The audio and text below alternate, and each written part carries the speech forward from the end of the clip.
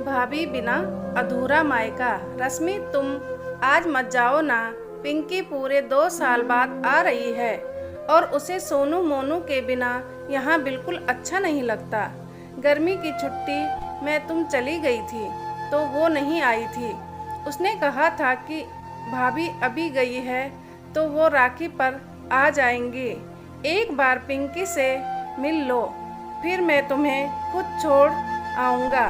पर निखिल, मुझे भी तो अपने भाई को राखी बांधनी है और फिर ये त्योहार भाई बहन का त्योहार है तो मैं अपने भाई के साथ मनाऊंगी और पिंकी अपने भाई के साथ। रश्मि अपना और बच्चों का बैग पैक करते हुए बोली। निखिल की छोटी बहन पिंकी राखी पर अपने 1 साल के बेटे को लेकर आ रही है।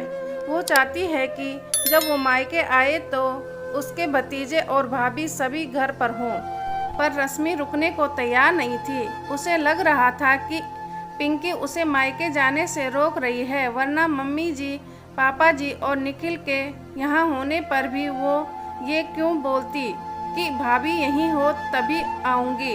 तभी सोनू मोनू भी अपनी मम्मी से बोलते हैं, मम्मी हमारा भी मन नहीं है नानी के घर जाने का, बुआ से मिलते हैं ना। और इस बार तो बुआ के साथ उनका क्यूट सा बेबी भी आ रहा है। रुक जाओ ना मम्मी। अपने 5 और 8 साल के बेटों के मुंह से ये सुनकर रश्मि आग बबूला हो गई और बोली, सब पर बुआ का रंग चढ़ा है। जब यहाँ थी तब भी तुम दोनों उनके पीछे ही घूमते थे और अब उनकी शादी होने के बाद भी तुम्हारा उनसे लगाव कम नहीं हुआ। मैं कुछ नहीं जानती, तुम दोनों को तुम्हारी नानी ने बुलाया है तो तुम दोनों मेरे साथ चल रहे हो। निखिल की मम्मी जो ये सब बाहर से सुन रही थी, निखिल को बुलाकर बोली, जाने दो बेटा, बहू का मन नहीं है रुकने का तो क्यों ज़बरदस्ती कर रहा है।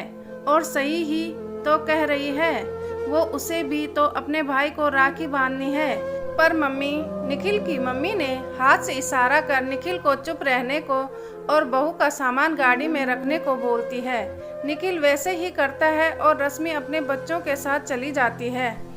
शाम को जब पिंकी आती है तो भाभी और भतीजों को ना पाकर उदास हो जाती है, पर अपनी माँ, पापा और भाई से मिलकर खुश भी होती है। वहाँ रश्मि जब अपने मायके पहुँचती है तो उसकी मम्मी, भाई और पापा बहुत खुश होते हैं। बच्चे नानी के गले लगकर खूब लाड़ लड़ाते हैं और मामा मामी चिल्लाते हुए अंदर चले जाते हैं। रश्मि माँ के गले लग उनके हालचाल पूछती है। तब तक बच्चे आकर अपनी नानी से पूछते हैं, नानी मामी कहाँ गई, अंदर तो नहीं है और चिंटू भी नहीं है, कहीं बाहर गए हैं क्या। हाँ बेटा, चिंटू भी अपनी नानी के घर गया है। आज सुबह ही तुम्हारी मामी भी अपने भाई को राखी बांधने गई है। 1 मिनट तो रश्मि को झटका लगा, फिर ये सोचकर कि मम्मी, पापा, भाई तो हैं, एक भाभी भतीजा नहीं तो क्या हुआ। थोड़ी देर मम्मी से बात करती रही और मम्मी को किचन में हेल्प भी की।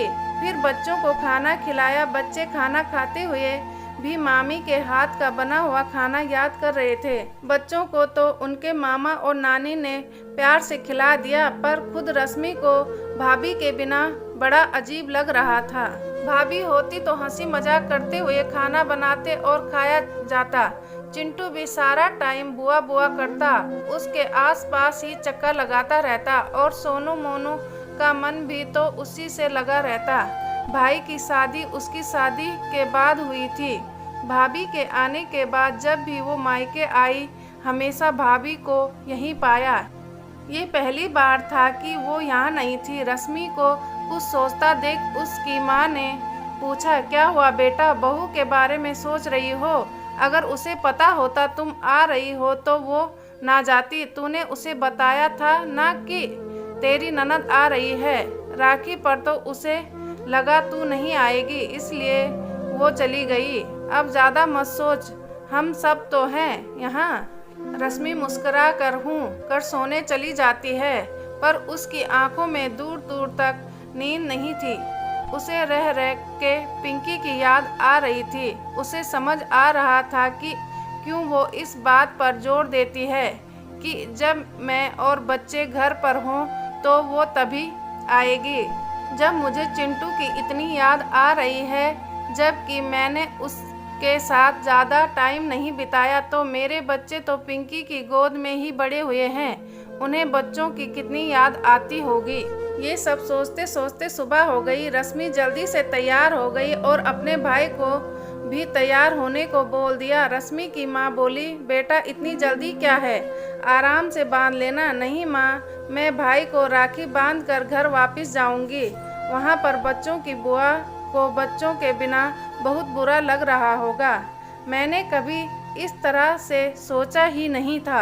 आज जब भाभी नहीं है, रश्मि की माँ रश्मि को गले लगा कर कहती है, मेरा प्यारा बच्चा, अपनी गलती जब समझ आए तभी सुधार लेनी चाहिए।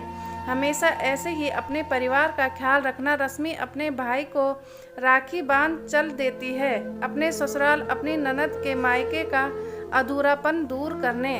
अगर आप लोगों को कहानी अच्छी लगी तो लाइक करें, शेयर करें, मेरे चैनल को सब्सक्राइब करें, कमेंट में अपनी राय जरूर दें। इस कहानी से आप लोगों को क्या सीख मिली है। वीडियो देखने के लिए बहुत बहुत धन्यवाद। मिलती हूँ एक और अच्छी कहानी के साथ।